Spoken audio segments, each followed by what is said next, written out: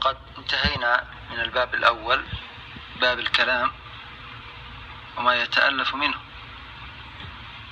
وها نحن في الباب الثاني من هذا الكتاب الطيب المبارك، ألا وهو باب الإعراب والبناء. قبل الشروع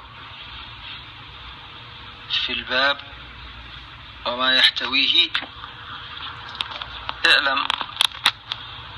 اعلموا أن الأصل في الإعراب في الأسماء، أن الأصل في الأسماء الإعراب، هذا هو الأصل في الأسماء الإعراب. والإعراب معناه التغيير في الآخر. جاء محمد، آخر محمد الضم أو الرفع. رأيت محمدا، آخر محمدا النصب أو الفتح. مررت بمحمد، آخر محمد الجر أو الكسر. فآخر محمد تغير. إذن الأصل في الأسماء أن يتغير آخره، هذا هو الأصل. والأصل في الإعراب أن يكون آخره يلزم حالة واحدة. الأصل في الأفعال أن يلزم آخره حالة واحدة، هذا من حيث الأصل. ولا يخرج عن الأصل إلا شيء نادر وله مصوغ في ذلك، له مصوغ يصوغ له أن يخرج عن الأصل. إذا رأيت اسما مبنيا وكان الأصل في الأسماء أن يكون معربا، فاعلم أن هذا الاسم الذي بني اضطر للبناء، وهناك مصوغ صوغ له هذا البناء. وإذا رأيت في الأعراب الذي هو الأصل، الذي رأيت في الأفعال الذي هو الأصل البناء أنه أعرب مثل الفعل المضارع، فاعلم أن هناك مصوغ له صوغ له أن يكون معربا. هذا مقدم لهذا الباب. فيقول الشيخ رحمه الله تعالى: باب الإعراب والبناء. الإعراب تغيير أواخر الكلم لاختلاف العوامل الداخلة عليها لفظا أو تقديرا. هذا هو تعريف الإعراب. ما هو الإعراب؟ تغيير أواخر الكلم، التغيير الذي يحصل في آخر الكلم، هذا هو الإعراب. ألم نشرح هنا الفعل المضارع المعرب ساكن، يشرح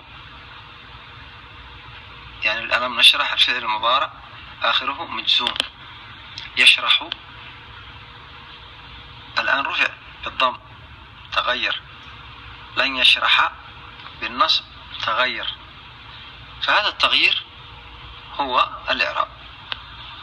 طيب ما سبب هذا التغيير؟ قال: لاختلاف العوامل الداخلة عليها على هذا اللفظ. فإذا جاء مثلا كلمة تحتاج إلى الرفع وهذه الكلمة هو العامل للرفع يرتفع. جاء محمد، محمد فاعل مرفوع. من الذي رفع محمد؟ الفعل، لأنه يحتاج إلى فاعل، فعامل هذا الرفع هو الفعل. وكذلك مررت بزيد،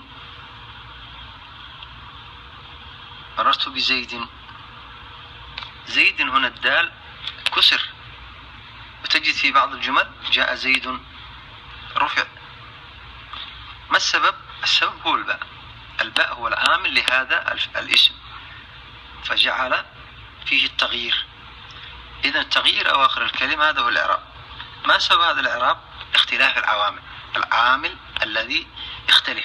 إذا جاء عامل يحتاج الرفع يرتفع، وإذا جاء عامل يرتفع يريد النصب ينصب، وهكذا. جاء يحتاج إلى رفع، جاء محمد. الباء بزيد أو بمحمد الباء يحتاج إلى خفض، إلى جر، لأنه من حروف الجر، فصار هذا العامل هو الذي يغير آخر الكلمة. قال: لاختلاف العوامل الداخلة عليها لفظا أو تقديرا. لفظا أو تقديرا، أي هذا التغيير الذي يحصل في آخر الكلمة قد يكون تغيير لفظي، بمعنى ملفوظ به: جاء محمد، رأيت محمدا، مررت بمحمد ملفوظ به التغيير، تتلفظ، أنا تلفظت بالتغيير، وكل إنسان يتلفظ بهذا التغيير. هذا يسمى إعراب لفظي أو تغيير لفظي. وأحيانا يكون هذا التغيير ليس لفظيا، التغيير موجود لكن قدر، مثل الفتى موسى عيسى، جاء عيسى، رأيت عيسى، مررت بعيسى، جاء موسى، رأيت موسى، مررت بموسى. انظر الآن موسى وعيسى، مع أن العوامل التي يحتاج إلى التغيير عامل موجود لكن ما تغير عيسى وموسى. والسبب أن الألف ما يقبل التغيير، حروف العلة تسمى الألف والواو والياء، فأحيانا حروف العلة بعضها تتحمل مع الثقل وبعضها لا تتحمل. إذن التغيير موجود لكن أينه مقدر. جاء موسى، موسى فاعل مرفوع علامة رفعه ضمة، أين الضمة؟ المقدرة في آخره للتعذر، لأن يتعذر الضم في الألف. إذن هذا معنى قوله رحمه الله تعالى لفظا وتقديرا. إذا كان التغيير ملفوظ به تسمي تغيير لفظي، وإذا كان التغيير غير ملفوظ به وهو موجود التغيير أصلا يسمى تغيير تقديري. تغيير تقديري. قال رحمه الله تعالى وأقسامه 4. أقسام الإعراب 4، أي التغيير الذي يحصل في آخر الكلمة 4 ليس غير. أول رفع جاء محمد، ونصب رأيت محمدا، وخفض مررت بمحمد، وجزم ألم نشرح، ألم نأكل، ألم نجلس. جزم آخره مجزوم، مجزوم بالسكون. إذن هذا التغيير، هذا هو أقسام الإعراب لا غير، هذا هو أقسام الإعراب لا غير. وعلماء النحو، وهذا من باب الفائدة، اختلفوا يعني هل التغيير شيء معنوي؟ هل التغيير شيء معنوي؟ أو الإعراب هل هو شيء معنوي؟ نعم، الإعراب شيء معنوي، ولهذا نقول وعلامة رفعه الضمة الظاهرة، وعلامة نصبه، إذن معنوي. قال رحمه الله تعالى فللأسماء من ذلك الرفع والنصب والخفض ولا جزم فيها، والأفعال من ذلك الرفع والنصب والجزم ولا خفض فيها. ما معنى هذا الكلام؟ معناه أننا علمنا أن الإعراب 4 أقسام. إذن هذه ال4 الأقسام هل ندخله في كل كلمة؟ الجواب لا. واسم مخفوض تجد رأيت مررت بمحمد، لكن ولا جزم فيها، ما تجد اسم مجزوم، ما تجد اسم مجزوم أبدا، لأن الجزم علامة للفعل. الذي يسبب الجزم هو لم، ولم ما يدخل على الأسماء. قال والأفعال من ذلك الرفع والنصب والجزم. الأفعال يدخل في النصب والرفع، هذا يدخل على الأفعال وعلى الأسماء.